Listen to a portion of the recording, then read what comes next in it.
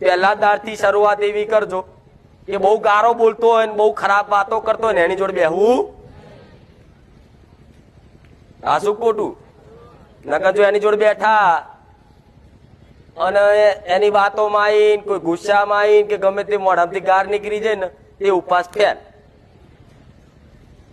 વચનથી તમે અપવિત્રતા થઈ જાય, બોલી નાખી ગાર, ખરાબ શબ્દ નીકળી ગયો, દેવી શક્તિ યાત્રા થાય કે તે તો સંકલ્પ કર્યો કે મા તન મન વચનથી શુદ્ધતા રાખીશ, તો ગાર ચમ બોલ્યો. દીકરીઓમાં કઈક બોલી જાય છે, જોઉં છું.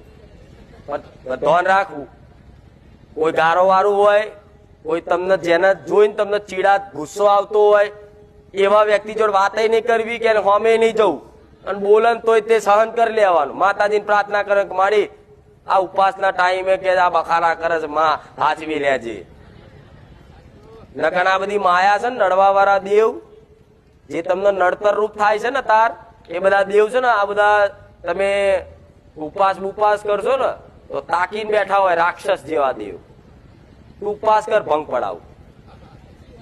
એટલે ઉપવાસના દાડે કકરાટ કરવાનો, ઝઘડો કરવાનો, ગાળા ગારી થઈ જાય, ઉપવાસ દેવી શક્તિ જતી રહે, નાહી જાય બહાર. આ તો આખી નરી ગારો બોલ બોલ કરે, લેણ મારું કામ નહીં. નાહી જાય કે નહીં? મહાકાળી બહાર જતી રહે, ચામુંડાઈ જતી રહે, બહુચરી જતી રહે કે નહીં? જો ઘરમાં ગારાગારી થતી હોય, નોરતામાં માતા કંકુના પગલે તમે બોલાવી હોય અને ઘરમાં કકરાટ કંકાસ કરો, ઝઘડો કરો, ગારાગારી કરો, માતા સટકી જાય. જા આઈશ આવતા ચૈતરમાં બોલાઈશ તાર.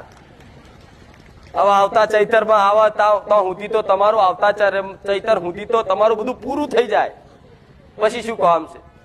એટલે આ હાચવી લેજો. ના હાચવાય તો મને પ્રાર્થના કરજો, આ તમારી ઘરની માતાને પ્રાર્થના કરાય કે માં તારી જ ભક્તિ કરું, તારા જ ઉપવાસ કરું, સફળ કરાવજે. હું તો માં, હું કશું જ નહીં કરી શકતો, મારામાં કોઈ બળ, કોઈ શક્તિ, કોઈ વિદ્યા નહીં. માં તું જ મારો આધાર છું, પણ માં તારા નામથી આ તારો જ ઉપવાસ કરું છું, મારા ઉપવાસ સફળ કરાવજે. તમારી જ માં તમારો ઉપવાસ સફળ કરાવશે, આવું કહું છું.